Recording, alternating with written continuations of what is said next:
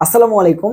Jahangirnagar D unit ভর্তি পরীক্ষার chemistry question bank solve সিরিজের আজকে আমাদের সেকেন্ড লেকচারে আমরা 2022-23 সালে আসা প্রশ্নগুলোকে সলভ করব। এবং তোমরা যারা বিগত লেকচার করেছো তারা কিন্তু দেখছো যে আমরা কিভাবে ভেঙে ভেঙে প্রত্যেকটা প্রশ্ন অ্যানালাইসিস করছি, যে কিরকম ভাবে আমরা জাহাঙ্গীরনগর ডি ইউনিটের জন্য বেস্ট একটা প্রিপারেশন আমরা নিতে পারি এবং কিভাবে প্রশ্ন ব্যাংক সলভ আমাদেরকে এই জিনিসটাতে হেল্প করবে। তাহলে আমরা আজকে সেকেন্ড লেকচারে 2022-23 সালে আসা প্রশ্নগুলো সলভ করা শুরু করে দিই। তাহলে আমাদের আজকের প্রথম প্রশ্নে আমরা চলে যাই। যে প্রথম প্রশ্ন আমাদেরকে কি বলতেছে ভাইয়া? প্রথম প্রশ্ন আমাদেরকে বলতেছে যে ঘোলা কাদাময় পানি হলো পানিতে মাটি কণার কি। আচ্ছা, সো এইটা তোমরা যদি হাজারি স্যারের বইটা খুব ভালোভাবে পড়ে থাকো, স্যারের বইতে ডিরেক্টলি দেওয়া আছে যে পানিতে যে কাদার মিশ্রণ এটা কি, এটা হচ্ছে একটা সাসপেনশন। পানিতে কাদার যে মিশ্রণ সেটা কি, সেটা হচ্ছে একটা সাসপেনশন। হ্যাঁ, সাসপেনশন কলোয়েড এর মধ্যে সাসপেনশনের যে তোমার দ্রবণের মধ্যে দানাগুলা সেগুলো একটু বড় থাকে। সো কাদা যখন পানিতে থাকে তখন কি ঘন হয়ে থাকে, দানাগুলা বড় থাকে। সো এমনি বোঝা যায় এটা হচ্ছে সাসপেনশন। আর এই যে ইমালশন, এটা কি একটা কলোয়েডের আন্ডারে পড়ছে। সলিউশন বা দ্রবণের মধ্যে তো কোনো কণা দেখাই যায় না, ওটা একদম মিশে যায়, কোনোটি নয়তো হবে না। সেখানে একটা অপশন আসে, সেটা হচ্ছে কি হ্যাঁ সাসপেনশন। সেটা হচ্ছে কি ভাই সাসপেনশন। আর এটা বইয়ের ডিরেক্ট হুবহু লাইন যে ঘোলা কাদায় কর্দমাক্ত পানিতে তোমার মিক্সচার, সেটা কি, সেটা হচ্ছে একটা সাসপেনশন। এরপর আসো যে ক্রিম এবং লোশন ত্বকে কোমল অনুভূতি দেয়, ত্বককে নরম করার উপাদানের নাম কি? ত্বককে নরম করার উপাদানের নাম জানতে চাইছি। দেখো, ত্বককে নরম করার উপাদানের নাম। সো এখানে দুইটা জিনিস থেকে প্রশ্ন আসতে পারে। কি কি? একটা হচ্ছে ভাইয়া ময়শ্চারাইজার, একটা হচ্ছে কি, একটা হচ্ছে ভাইয়া ময়শ্চারাইজার। হ্যাঁ, ময়শ্চারাইজার জিনিসটা কি? ময়শ্চারাইজার জিনিসটা হচ্ছে এই যে আমাদের শীতকালীন যে আমাদের ত্বক থেকে কি হয়, পানিটা খুব সুন্দর মতো টেনে নিয়ে যায়, আমাদের ঠোঁটটা ফেটে যায়, তাই না? চামড়াগুলা ফেটে যায় কিসের জন্য? কারণ এই চামড়ার উপরিভাগ থেকে পানি টেনে নিয়ে যায়। সেই পানি যেন বের হইতে না পারে, এই জন্য আমরা কি ব্যবহার করি? ময়শ্চারাইজার। ময়শ্চারাইজার কি করে? ময়শ্চারাইজার হচ্ছে আমাদের দেহটাকে পানিটাকে ধরে রাখে। ময়শ্চারাইজারের কাজ হচ্ছে আমাদের দেহটাকে পানিটাকে ধরে রাখে। আর এই যে ইমোলিয়েন্টস, ইমোলিয়েন্টস নামের যে পদার্থটা, ইমোলিয়েন্টস, এই ইমোলিয়েন্টস কি করে? এই ইমোলিয়েন্টসটা হচ্ছে আমাদের ত্বকটাকে নরম এবং কোমল রাখে। ঠিক আছে, আমাদের ত্বককে ত্বককে হচ্ছে নরম এবং কোমল রাখে কে? এই ইমোলিয়েন্টস। তো তোমাকে জিজ্ঞাসা করছে যে ভাইয়া নিচের কোনটা কি করে আমাদের ত্বককে নরম করার উপাদান, তাহলে আমরা জানি এটা হচ্ছে ইমোলিয়েন্টস। এটা কি? এটা হচ্ছে ইমোলিয়েন্টস। এবং এগুলাই কিন্তু আলটিমেটলি আমাদের ওই যে পেট্রোলিয়াম জেলি, মেরিল, ভেসলিন, এগুলাই কিন্তু আলটিমেটলি ইমোলিয়েন্টস, ত্বকটাকে নরম করে। ঠিক আছে, ওকে। এরপর আসো, দুধে চর্বি হলো অধিক পরিমাণে কার্বন যুক্ত ফ্যাটি অ্যাসিডের কি? হ্যাঁ, দুধের যে চর্বি তার নাম আমরা জানি হচ্ছে ল্যাকটোজ। এবং এই যে ল্যাকটোজ, এই ল্যাকটোজটা হচ্ছে কি? এই ল্যাকটোজটা হচ্ছে একটা ট্রাই এস্টার। ঠিক আছে, এই ল্যাকটোজটা হচ্ছে একটা ট্রাই এস্টার। এবং কার ট্রাই এস্টার? গ্লিসারলের। ঠিক আছে, কার ট্রাই এস্টার? গ্লিসারল এর ট্রাই এস্টার। দুধের যে চর্বি বা ল্যাকটোজ, এটা হচ্ছে গ্লিসারলের ট্রাই এস্টার। কিসের এস্টার ভাই? গ্লিসারলের ট্রাই এস্টার। তাহলে এটা একটু মনে রাখা লাগবে। এবং বইতেও, হাজারি স্যারের বইতেও দুধের উপাদান এটা দেওয়া আছে ডিরেক্টলি, যে দুধের চর্বি ল্যাকটোজ হচ্ছে একটি গ্লিসারলের ট্রাই এস্টার। তাহলে অপশনে কোথায় আছে? গ্লিসারলের এই যে ভাইয়া ট্রাই এস্টার। ঠিক আছে, সেগুলো কিন্তু মেইন বই থেকেই আসছে, এগুলো কিন্তু মোটামুটি সবগুলোই মেইন বইয়েরই প্রশ্ন। এরপরে আসো যে কোনটি বোরাক্স। তো এটা তো মেন বইতে হুবহু আছে যে বোরাক্স কি। বোরাক্স এর আরেকটা নাম একটু মনে রাখো, বোরাক্সকে সোহাগাও বলা হয়। বোরাক্স বা সোহাগা।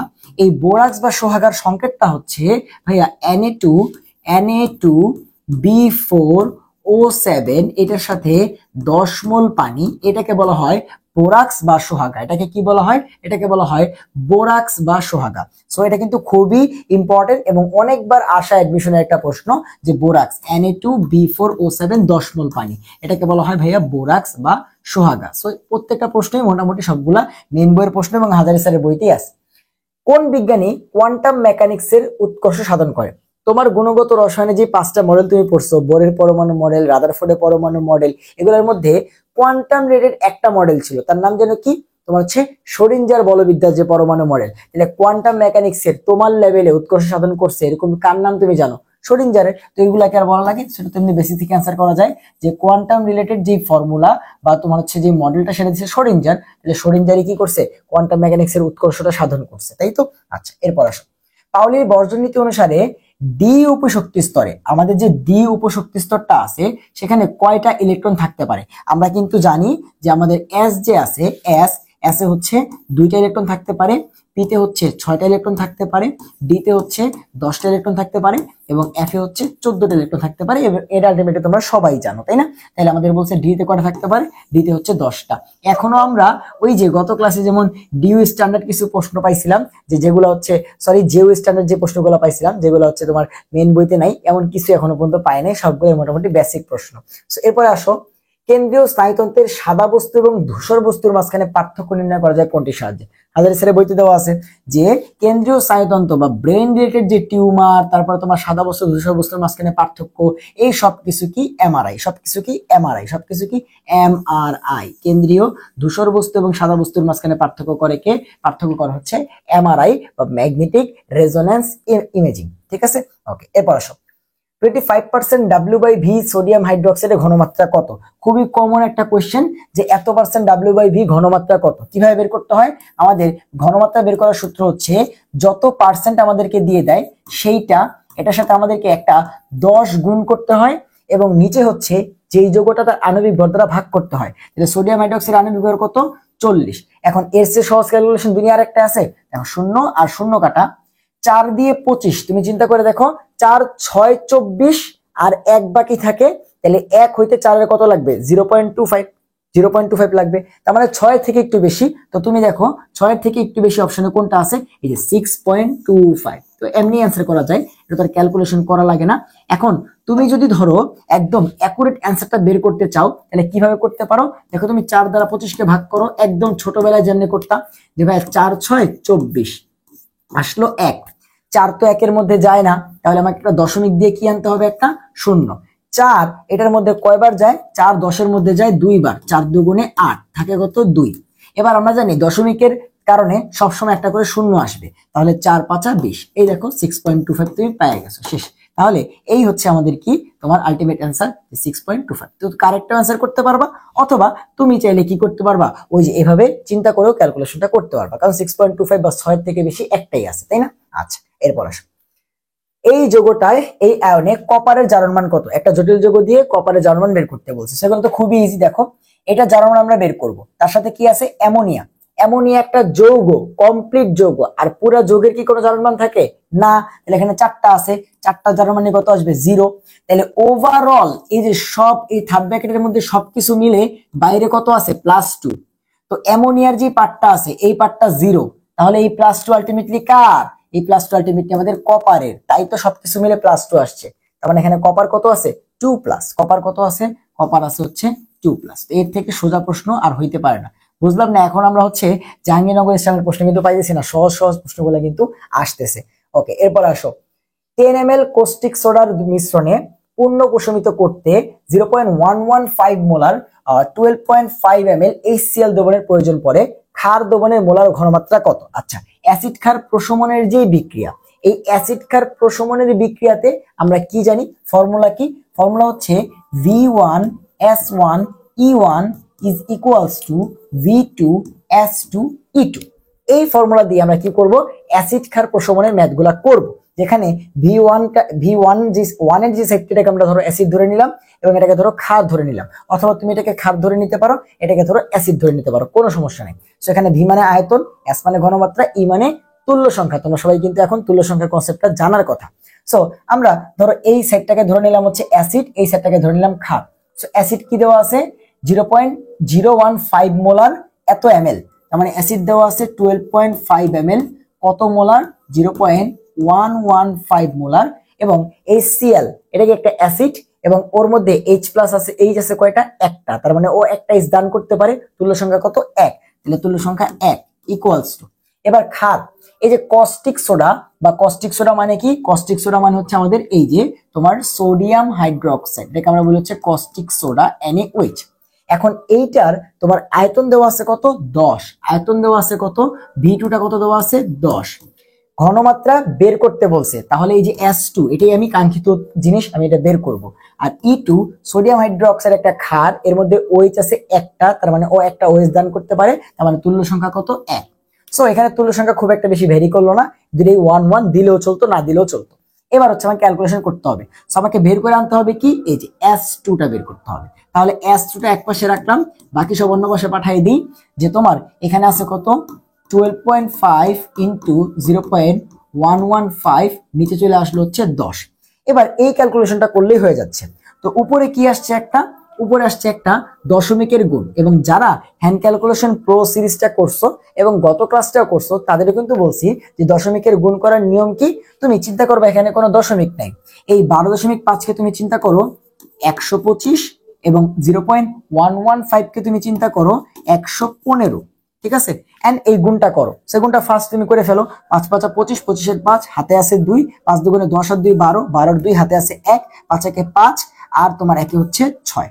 দেন একটা শূন্য দিয়ে দিলাম, 5 একে 5, 2 একে 2, 1 একে 1, দেন দুইটা শূন্য দিয়ে দিলাম, তোমার হচ্ছে 5 একে 5, 2 একে 2 এবং 1 একে 1। তাহলে কত আসতেছে, এখানে আসতেছে 5, এখানে আসতেছে 7, এখানে 6 5 11, আর 2 হচ্ছে 13, 13 3 হাতে আছে হচ্ছে 1, 1 আর 2 হচ্ছে 4, আর হচ্ছে 1। তাহলে অ্যান্সারটা আসতেছে এরকম, উপরে দেখো 1 4 3 7 5, আর নিচে হচ্ছে 10। এবার দেখো, তুমি জানো যে দশমিকের গুণ করার সময় তুমি যে দশমিক গুলাকে ইগনোর করছো, তুমি কয়টা ঘর ইগনোর করছো, 12.5 কে লিখছো 125, মানে দশমিকের পর এক ঘর ছিল, তুমি সেটা দাও নাই। এবং এখানে দশমিকের পর 1 2 3 ঘর ছিল, তুমি সেটাকে লিখছো 115, তুমি 3 ঘর দাও নাই। তো এই যে গুণফলের মানটা আসলো, এটা কেমনে আসছে, টোটাল 4টা দশমিককে ইগনোর করে আসছে। তাহলে তোমার এই অ্যান্সারে দশমিকটা এমন জায়গায় দিতে হবে যেন দশমিকের পর 4টা ঘর থাকে। তাহলে এই জায়গাটায় যদি দশমিকটা দিই, তাহলে দশমিকের পর 1 ঘর 2 ঘর 3 ঘর 4 ঘর থাকে। আর কোন জিনিসকে 10 দ্বারা ভাগ করা মানে হচ্ছে দশমিক আরো এক ঘর বামে চলে আসবে। অ্যান্সার কত আসলো 0.14375, এত। তার মানে কত, আলটিমেটলি 0.14। শর্টকাট আমরা লিখতে পারি কি, 7 থাকলে 3 কে কি লিখতে পারি 4। তাহলে অপশন ঘেটে দেখো কোনটা আছে, 1.44, এই 0.144 মোল। ঠিক আছে, সো হ্যান্ড ক্যালকুলেশন করে আমার আহামরি অনেক কঠিন ক্যালকুলেশন কিন্তু এই পর্যন্তও পাইনি। দেখো জাহাঙ্গীরনগর ডিএনটির কোশ্চেন কিন্তু সলভ করতেছি, সবগুলো কিন্তু সোজা সোজা ক্যালকুলেশন আসছে। ঠিক আছে, তার মধ্যে এইটা করতে আমাদের সব থেকে একটু বেশি টাইম লাগলো। ওকে, এরপর আসো, MSDS এর পূর্ণরূপ কি, সেটা তোমরা খুব ভালো মতোই জানো যে ল্যাবরেটরি নিরাপদ ব্যবহারের প্রশ্ন। আমরা ল্যাবরেটরিতে যেসব জিনিসপাতিগুলো ইউজ করি সেগুলার সেফটি সম্পর্কে একটা শীটের মধ্যে দেওয়া থাকে, যে প্রত্যেকটা ম্যাটেরিয়ালের যে সেফটি সেটা একটা, সেই ডেটাগুলো একটা শীটের মধ্যে থাকে। তাহলে সেটা পূর্ণরূপ কি আসতেছে, ম্যাটেরিয়ালের যে সেফটি সেই ডেটাগুলা একটা শীটের মধ্যে থাকতেছে, ম্যাটেরিয়াল সেফটি ডেটা শীট। ঠিক আছে, তো MSDS এর পূর্ণরূপ কি, material safety data sheet, MSDS। এই হচ্ছে আমাদের MSDS এর পূর্ণরূপ, যেটা কিন্তু মেডিকেলেও তোমার কত সালে আসছিল, 2022-23 সালে আসছিল। সেটা খুবই কমন একটা প্রশ্ন, ল্যাবরেটরি নিরাপদ ব্যবহার পড়লেই কিন্তু এটা তোমার পারার কথা, এবং এটা অনুশীলনীতেও আছে।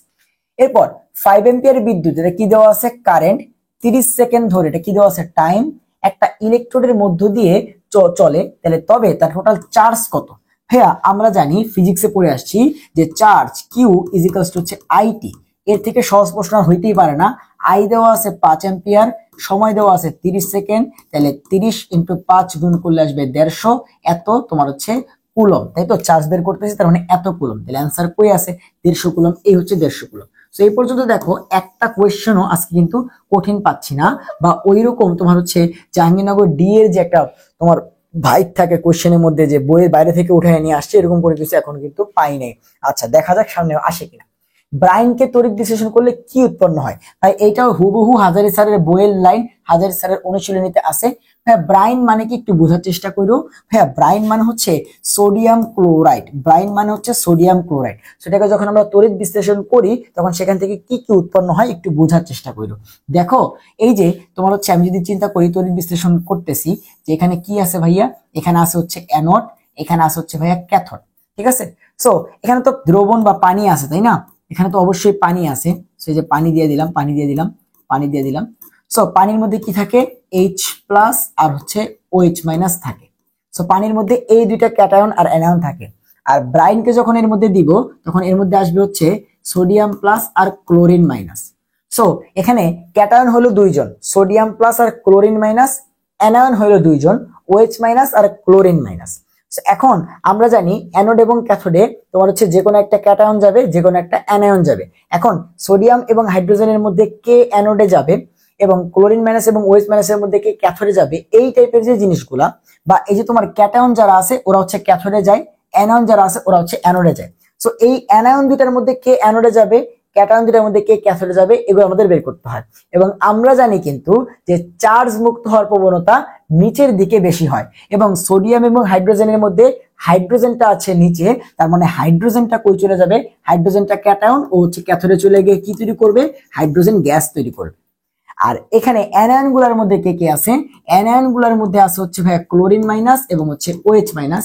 এবং তুমি যদি অ্যানায়নের ক্রমটা মনে করে দেখো, যে প্রথমে ছিল নাইট্রেট, তারপরে ছিল সালফেট SO4 2 মাইনাস, তারপরে ছিল ক্লোরিন মাইনাস, তারপরে ছিল ব্রোমিন মাইনাস, তারপরে ছিল আয়োডিন মাইনাস, লাস্টে ছিল OH মাইনাস। সো নিচের দিকে চার্জ মুক্ত হওয়ার প্রবণতা বেশি, এই মাইনাস চার্জটা দূর হওয়ার প্রবণতা বেশি, তাহলে যে OH-টা কি হয়ে যাবে, দূরীভূত হয়ে যাবে। এবং OH গিয়া কি তৈরি করে, OH গিয়া তোমার হচ্ছে এখানে H2O তৈরি করে বা অক্সিজেন গ্যাস তৈরি করে। এবং এই যে অক্সিজেন বা OH, এটা এখান থেকে সোডিয়ামকে নিয়ে গিয়ে কি তৈরি করে, সোডিয়াম হাইড্রোক্সাইড তৈরি করে ফেলে। সো তুমি দেখো এখানে হাইড্রোজেন হচ্ছে, OH সোডিয়াম হাইড্রোক্সাইড হচ্ছে, ঠিক আছে। কিন্তু এই যে সোডিয়াম বেচারা, এই সোডিয়াম বেচারা কিন্তু কোনোভাবেই একা গিয়ে এই ক্যাথোডে যুক্ত হইতে পারলো না, হাইড্রোজেন গিয়ে বসে আছে। তার মানে এই যে সোডিয়াম যে আছে, এই সোডিয়ামটা ব্রাইনের মধ্যে কি হয় না, এই সোডিয়ামটা উৎপন্ন হয় না। মনে রাখতে হবে যে ব্রাইনকে তড়িৎ বিশ্লেষণ করলে সোডিয়াম নিজেই উৎপন্ন হয় না, ঠিক আছে। তোমার সোডিয়াম হাইড্রোক্সাইড এইটা উৎপন্ন হয়, তুমি এখান থেকে দেখছো, এই যে সোডিয়াম হাইড্রোক্সাইড এইটা উৎপন্ন হবে। আর কি কি উৎপন্ন হবে, আর কি কি উৎপন্ন হবে, এই যে তোমার হচ্ছে এর সাথে কি কি উৎপন্ন হইলো, আমাদের সোডিয়াম হাইড্রোক্সাইড উৎপন্ন হইলো, হাইড্রোজেন গ্যাস তৈরি হইলো, ঠিক আছে। কিন্তু মনে রাখতে হবে সোডিয়াম উৎপন্ন হয় না, ব্রাইনকে তড়িৎ বিশ্লেষণ করলে সোডিয়াম উৎপন্ন হয় না, মনে থাকবে। তাহলে এই হচ্ছে আমাদের ব্রাইনের তড়িৎ বিশ্লেষণ। সো এরপরে আসো, এটা হাজারি স্যারের বইতেই ছিল, SF6 এর জ্যামিতিক গঠন। ভাই এটা হাজারি স্যারের বইতে আছে, হাজারি স্যারের অনুশীলনীতে আছে। সো এটা খুবই কমন একটা প্রশ্ন যে SF6 কি। SF6 এর সংখ্যায়ন তোমরা সবাই জানো যে SF6 এর সংখ্যায়ন হচ্ছে ভাইয়া sp3 তোমার হচ্ছে d2, বা আমরা সেটাকে বলতে পারি স্টেট নাম্বারটা কত, স্টেট নাম্বারটা হচ্ছে 6। এবং আমরা সবাই জানি যে 6 হইলে সে আকৃতিটা কেমন হয়, 6 হইলে আকৃতিটা হয় অষ্টতলকীয়। 6 হইলে আকৃতিটা কেমন হয়, 6 হইলে আকৃতি হয় ভাইয়া অষ্টতলকীয়। সো SF6 এর আকৃতি অনেকবার করে পরীক্ষাতে আসছে, অনেক ফেমাস, এবং ডিরেক্ট অনুশীলনীতে আছে যে SF6 এর আকৃতি কি, SF6 এর আকৃতি হচ্ছে অষ্টতলকীয়। SF6 এর আকৃতি কি, অক্টাহেড্রাল বা অষ্টতলকীয়। ক্লিয়ার? ওকে ভাই, এরপর আসো CCl4 অণুতে কার্বন এবং ক্লোরিন বন্ধনে আয়নিক বন্ধনের পরিমাণ। সো এই যে একটা জাহাঙ্গীরনগর স্ট্যান্ডার্ড প্রশ্ন পেয়ে গেছে।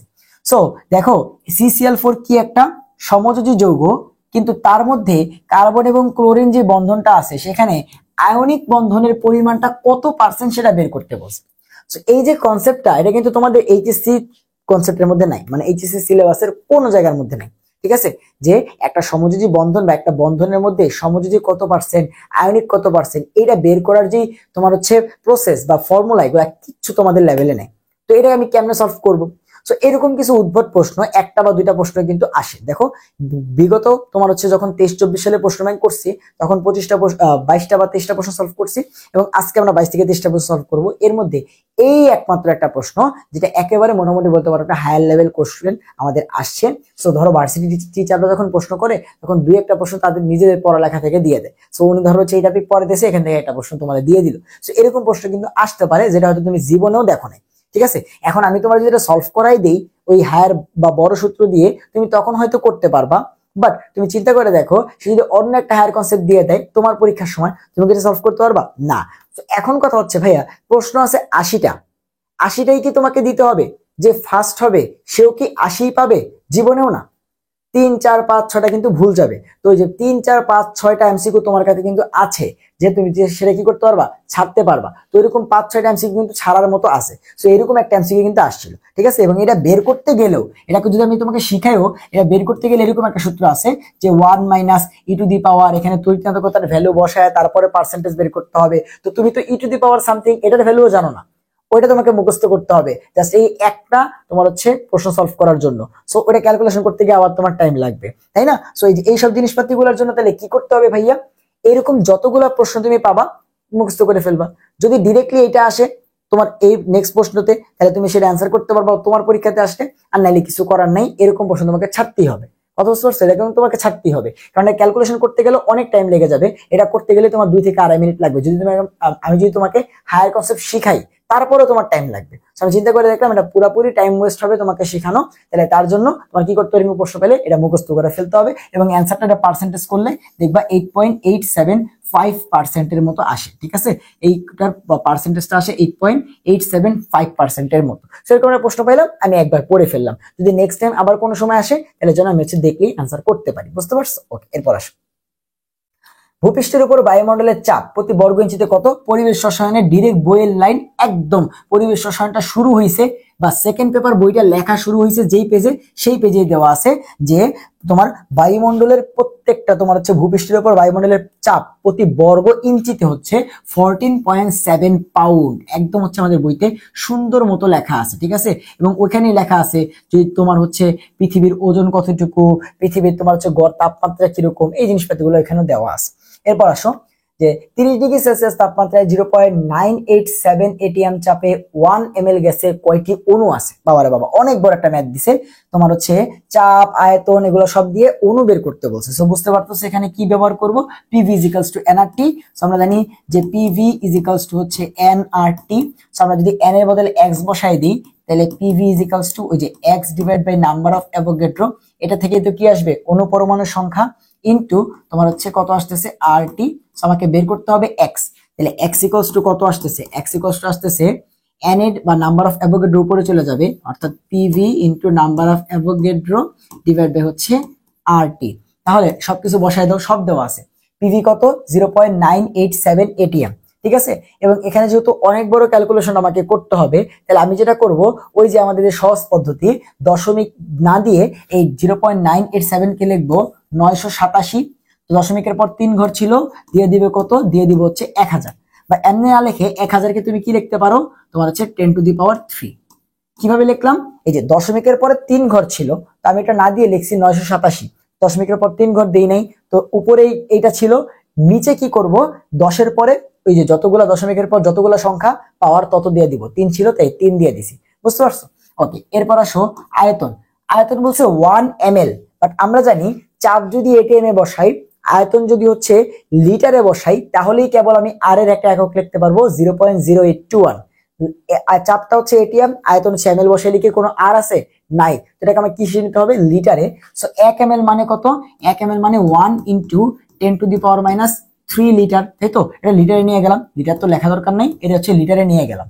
এবার বাকি আর কি কি আছে, বাকি হচ্ছে তোমার এখানে আছে নাম্বার অফ অ্যাভোগাড্রো, সেটাকে হিসাব করার জন্য লিখলাম 6 ইন্টু 10⁻23। পুরো অ্যাকুরেটটা লেখা দরকার নাই, যে 6.023 এগুলো লেখা দরকার নেই, 6 ইন্টু 10⁻23 ইনাফ।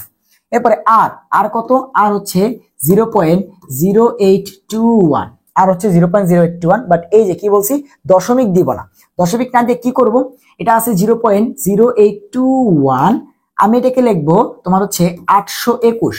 তাই আমি কি করলাম, দশমিকের পরে 4টা ঘর ছিল, সেই 4টা ঘরকে ইগনোর করে 821 লিখলাম।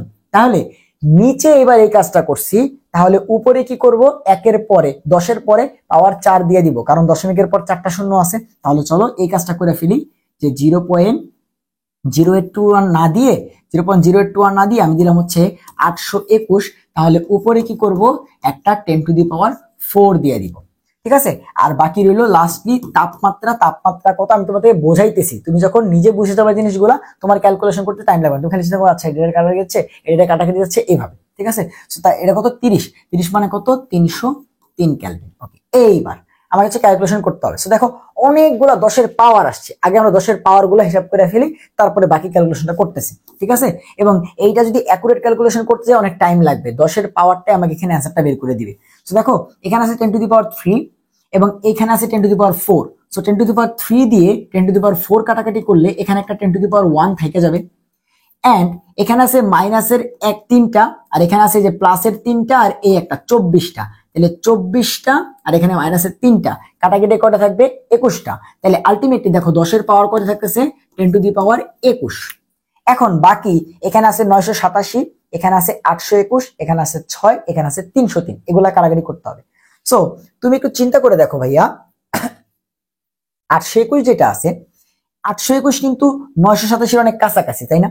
সো 821 দিয়ে যখন 987 ভাগ করবো, মানটা 1.1 বা 1.2 এরকম সামথিং আসবে।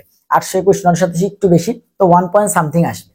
এন্ড 1 পয়েন্ট সামথিং এর সাথে 6 যখন গুণ করব তখন এটা 6 পয়েন্ট সামথিং আসবে।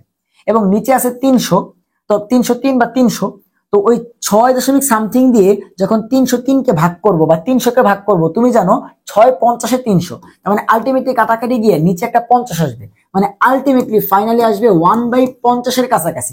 আমি একটা কাছাকাছি ক্যালকুলেশন করতেছি, কারণ আমি 10 এর পাওয়ার দিয়ে অ্যান্সারটা বের করে ফেলতে পারবো। এবার 1/50 মানে কত?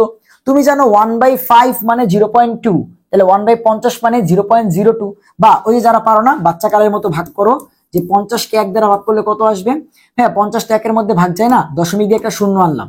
10-এর মধ্যেও তো যায় না, তাহলে একটা শূন্য দিয়ে একটা শূন্য আনলাম। এবার যায় যে 50 দুগুণে 100, অ্যান্সার কত আসলো 0.02 ইন্টু 10⁻এত।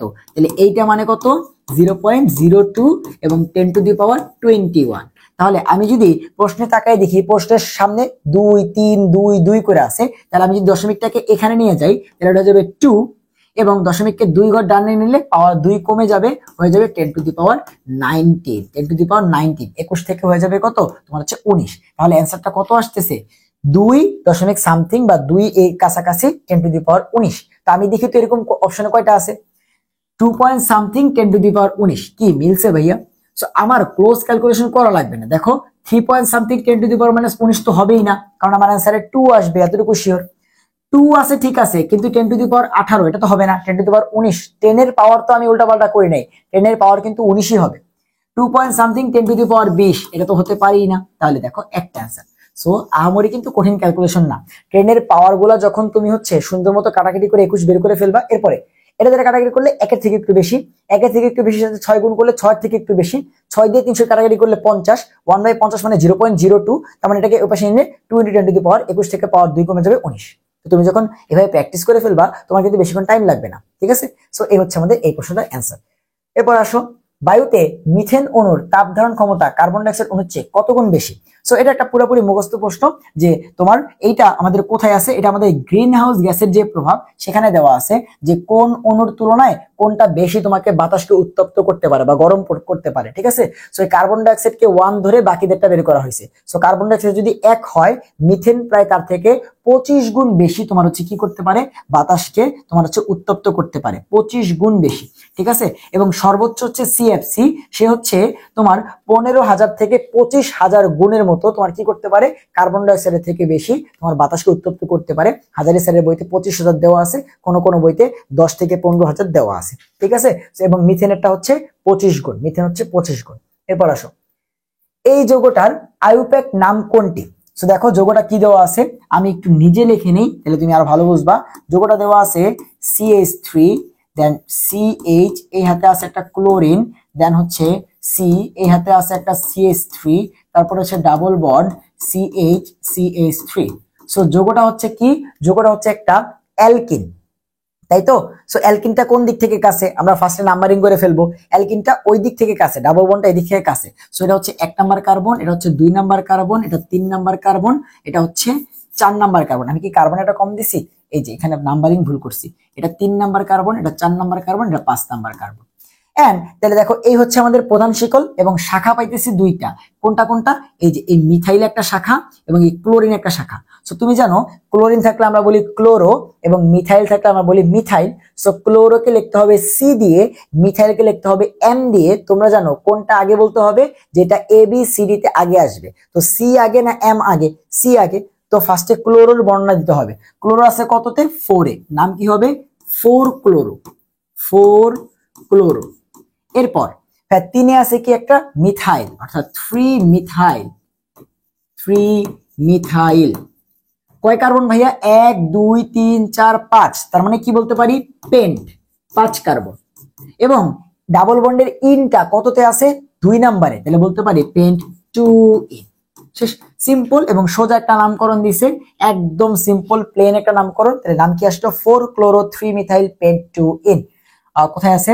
4-chloro-3-methyl-pentane। তো শুরুতেই তো দেওয়া আছে, তাহলে এই হচ্ছে আমাদের এই যৌগটার অ্যান্সার। ঠিক আছে, এই হচ্ছে আমাদের এই যৌগটার অ্যান্সার। সো নামকরণ কিন্তু খুবই ইজি একটা টপিক। এরপর নিচের কোনটি অ্যারোমেটিক যৌগ? আচ্ছা, এখানে যেগুলো দেওয়া আছে একটু দেখি। এখানে মেবি ফিউরান দেওয়া আছে, দেখো এটা আমি এঁকে দিচ্ছি পাশে। এটা দেওয়া আছে এরকম, এটা দেওয়া আছে হচ্ছে তোমার এইরকম, অর্থাৎ ফিউরান যে যৌগটা আছে সেই ফিউরান যৌগটা দেওয়া আছে। এন্ড এরপরে এটা কি দেওয়া আছে দেখো, এই যে যৌগটা,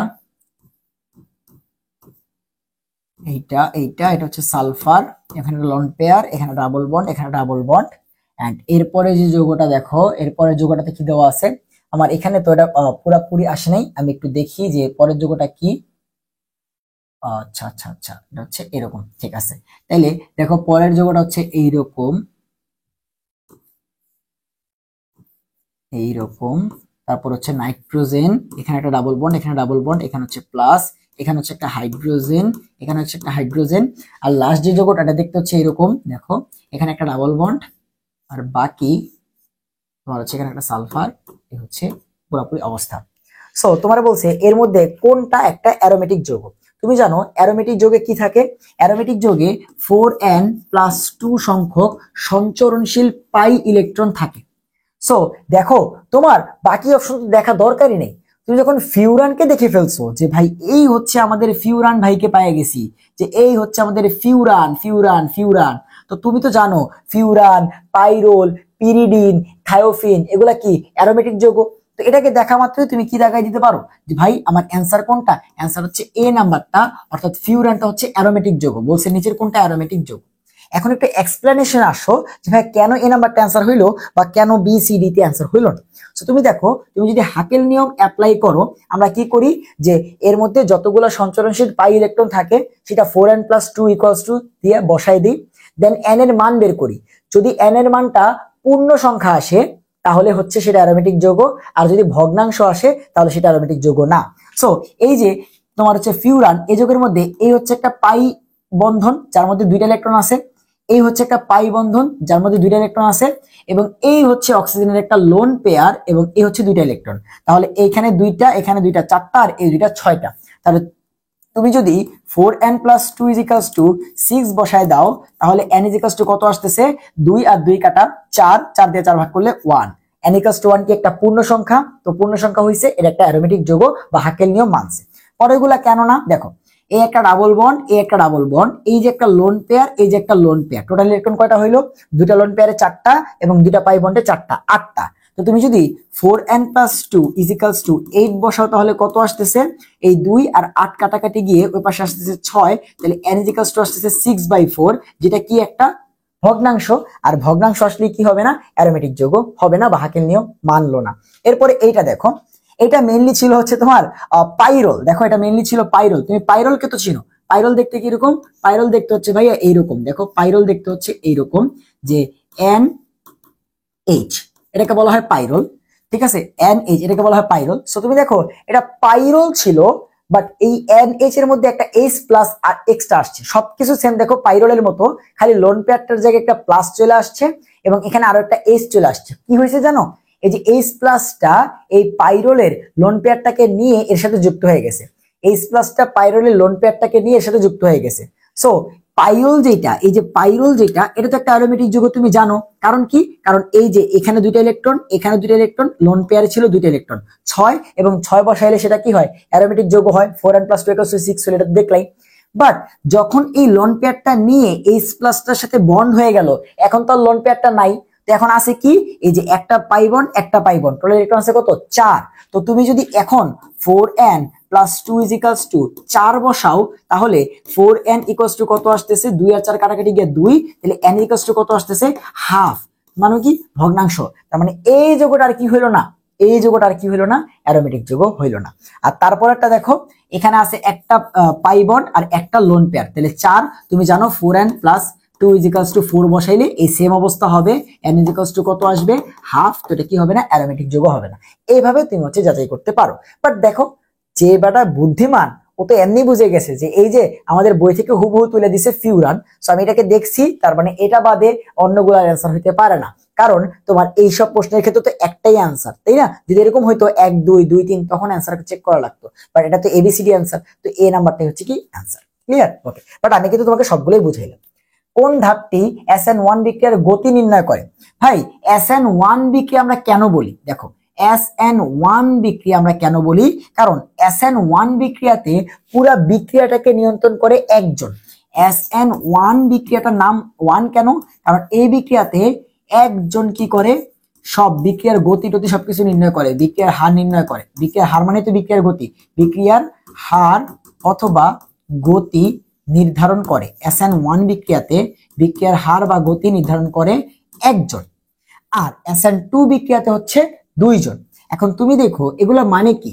এগুলা মানে হচ্ছে আমাদের যে এই যে অ্যালকাইল হ্যালাইডটা আছে, সেই অ্যালকাইল হ্যালাইডটা, এই অ্যালকাইল হ্যালাইডটার সাথে আমরা কার বিক্রিয়া দিই? অ্যালকাইল হ্যালাইডটার সাথে যখন আমরা ধরো হচ্ছে বিভিন্ন ক্ষার, পটাশিয়াম হাইড্রোক্সাইড, জলীয় এগুলার বিক্রিয়া দিই, তখন আমাদের SN বিক্রিয়া হয়। তখন আলটিমেটলি কি হয়, এই এক্সটা বের হয়ে যায়, ওএসটা এখানে এসে বসে অ্যালকোহল তৈরি করে।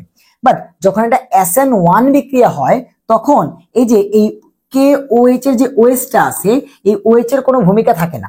পুরা বিক্রিয়ায় ডিপেন্ড করে আমাদের এই যে এই পোর্শনটা আছে, এই পোর্শনটার উপরে। SN1 বিক্রিয়াতে পুরা জিনিসটা বিক্রিয়াটা ডিপেন্ড করে এই পোর্শনের উপরে, যে এখানে এই যে পার্টটা আছে, এই পার্টটা এবং এক্সটা আলাদা হয়ে যায়, একটা কার্বো ক্যাটায়ন এবং কার্বো অ্যানায়ন, এই তোমার হচ্ছে X মাইনাস তৈরি হয়, X মাইনাসটা বের হয়ে যায়, OH মাইনাসটা এসে বসে পড়ে। সো OH মাইনাস কিন্তু কিছু করে নাই, এখানে ওদের মাঝখানে তোমার সম্পর্কটা ভেঙে গেছে, এক্সটা আলাদা হয়ে গেছে, এই পার্টটা আলাদা হয়ে গেছে, দেন OH মাইনাসটা এসে X মাইনাসের জায়গায় বসে পড়ছে। তাহলে পুরো বিক্রিয়াটা ডিপেন্ড করতেছে, যতক্ষণ না পর্যন্ত এদের মাঝখানে সম্পর্ক ভাঙতেছে OH মাইনাস কিন্তু আসবে না। যে মুহূর্তে ভেঙে যাবে OH মাইনাস চলে আসবে, বিক্রিয়া হয়ে যাবে। তার মানে পুরো বিক্রিয়া ডিপেন্ড করতেছে কখন এই জিনিসটা ভেঙে বের হয়ে যাবে প্লাস আকারে। সো কখন এই কার্বো ক্যাটায়ন বা কার্বনিয়াম আয়নটা তৈরি হবে তার উপরে ডিপেন্ড করতেছে। আর SN2 বিক্রিয়াতে এদের মাঝখানে যেমন ভাঙে, আবার এই OH মাইনাসটা এসে অন্য দিক দিয়ে কি করে গোতাইতে থাকে, যে ভাই তুই বের হ, ওর সাথে সম্পর্ক ভাঙ, তুই বের হইতে থাক। তার মানে ওইখানে সম্পর্কটা দুই দিক থেকে আসে, বা তোমার হচ্ছে ভূমিকাটা দুই দিক থেকে আসে। তখন এই OH মাইনাসটা, OH মাইনাস মানে কি, ও নিজে মাইনাস, মানে ওকে আমরা কি বলতে পারি, তোমার ও প্লাসের প্রতি আকর্ষিত হবে, ওকে আমরা বলতে পারি নিউক্লিওফাইল। সো এখানে নিউক্লিওফাইল এবং এই যে কার্বনিয়াম অ্যানায়ন, কার্বনিয়ামটা এই দুজনের উপর ডিপেন্ড করে SN2 তে, আর SN1 এ একজনের উপর, সেটা হচ্ছে এই যে যতক্ষণ না পর্যন্ত এটা প্লাস আকারে বের হবে ততক্ষণ পর্যন্ত OH আসবে না। এটাই হচ্ছে বেসিক পার্থক্য SN1 আর SN2। তো তোমাকে জিজ্ঞাসা করছে যে SN1 বিক্রিয়ার গতি কিসের উপর ডিপেন্ড করে? শুধুমাত্র কার্বনিয়াম আয়ন সৃষ্টির উপর ডিপেন্ড করে, আর কিচ্ছুর উপর ডিপেন্ড করে না, শুধুমাত্র কার্বনিয়াম আয়নের উপর ডিপেন্ড করে। তাহলে অ্যান্সার কি? অ্যান্সার হচ্ছে শুধুমাত্র 2, যে 2 নাম্বারটা হচ্ছে অ্যান্সার, 2 নাম্বারটা হচ্ছে অ্যান্সার। সেখানে অ্যান্সার হচ্ছে একটাই। তো খুবই সুন্দর একটা প্রশ্ন, একদম বেসিক একটা প্রশ্ন, SN1 বিক্রিয়ার বেসিক থেকে প্রশ্ন করছে। ওকে, আমাদের লাস্ট প্রশ্ন 2022-23 সালের কি প্রশ্ন জিজ্ঞাসা করছে যে ভাইয়া নিচে কোনটা সঠিক? তো অনেকগুলো অপশন এখানে দেওয়া আছে। বলছে উভমুখী বিক্রিয়ায় প্রভাবক সম্মুখ এবং বিপরীত উভয় বিক্রিয়াকে সমানভাবে প্রভাবিত করে। আচ্ছা, উভমুখী বিক্রিয়ায় প্রভাবকের রাসায়নিক বিক্রিয়া সাম্যের পরিবর্তন ঘটায়। ভাই প্রভাবক কোনোদিনও সাম্যের পরিবর্তন ঘটাইতে পারবে না। প্রভাবক কখনোই বিক্রিয়াকে ডানে অথবা বামে শিফট করতে পারবে না। প্রভাবক কি করবে? প্রভাবক যখন তোমার কি করবে, একটা বিক্রিয়াতে তুমি দিবা, তখন সেই বিক্রিয়াটাকে খালি গতিটাকে বাড়াবে বা কমাবে, মানে বিক্রিয়ার গতিটাকে স্লো বা ফাস্ট করতে পারে প্রভাবক। কিন্তু যখন বিক্রিয়াটা সাম্যাবস্থায় চলে যাবে তখন সেটাকে বামে বা ডানে নেওয়ার ক্ষমতা প্রভাবকের নাই। তাহলে এই যে সাম্যাবস্থান বা সাম্যের পরিবর্তন যে ঘটাবে, এই অপশনটা ভুল বলছে। তো তুমি জানো এরকম 1 2 2 3 এর মধ্যে যদি একটা ভুল বের করা যায় তাহলে অ্যান্সার কি? অ্যান্সার হচ্ছে আমাদের এই 1 নাম্বারটা আর 3 নাম্বারটা। তাহলে অ্যান্সার কি? অ্যান্সার হচ্ছে সি। বাট এখন কথা হচ্ছে ভাইয়া ওই দুটো অপশন একটু বুঝাই দেন, যে 1 নাম্বারটা কি বলছে, যে উভমুখী বিক্রিয়ায় প্রভাবক সম্মুখ এবং বিপরীত বিক্রিয়া সমানভাবে কাজ করে। ইয়েস, যখন আমাদের বিক্রিয়াটা সাম্যাবস্থায় চলে যায়, সাম্যাবস্থায় চলে গেল, এখন এই পাশটা হচ্ছে উৎপাদ, এই পাশটা হচ্ছে বিক্রিয়ক, দুই পাশেই প্রভাবক সেম ভূমিকা রাখে। তো যতটুকু বিক্রিয়ক থেকে উৎপাদ হয় ততটুকুই বিক্রিয়ক থেকে তোমার হচ্ছে কি হয়, উৎপাদ হচ্ছে ততটুকু উৎপাদ থেকে বিক্রয় হচ্ছে, দুই জায়গায় সেম সেম ভূমিকা রাখতেছে। আলটিমেটলি ঘুরে ফিরে ওই যে কি মনে হচ্ছে যে প্রভাবক এখানে কোনো কাজ করতেছে না, ঘুরে ফিরে সাম্যাবস্থানটা একই থাকতেছে। সো এই জন্য আমরা বলি যে প্রভাবক তোমার হচ্ছে সাম্যাবস্থানে পরিবর্তন করতে পারে না। কারণ কি? কারণ ও দুই পাশে কি করে, সমানভাবে প্রভাবিত করে। এন্ড এইটা যেটা ও কি করে, বিক্রিয়ার বেগটা বা গতিটাকে বাড়ায় দেয়, এটা হচ্ছে ওর মেইন কাজ। ঠিক আছে, সো এই দুটো হচ্ছে কাজ। কিন্তু সামনের পরিবর্তন ঘটাইতে পারে তিনজন, তাপমাত্রা, চাপ, ঘনমাত্রা, যেটা আমরা লা শাতেলের নীতিতে পড়ি, সেখানে কিন্তু প্রভাবক ছিল না। তাহলে এই হচ্ছে আমাদের 2022-23 সালের যে জাহাঙ্গীরনগর ডি ইউনিটের কেমিস্ট্রি কোশ্চেন ব্যাংক সলভ এবং অ্যানালাইসিসটা সেইটা। সো তুলনামূলক বলতে গেলে গত বছরের তুলনায় তোমার 2023 এইচএসসি 23 ব্যাচের তুলনায় তোমার হচ্ছে 22 ব্যাচে মোটামুটি সোজা প্রশ্নই হয়েছিল। সো তোমাদের সাথে দেখা হবে এর পরের বছরের কোশ্চেন ব্যাংক সলভ নিয়ে। সে পর্যন্ত ভালো থাকো, সুস্থ থাকো, আল্লাহ হাফেজ।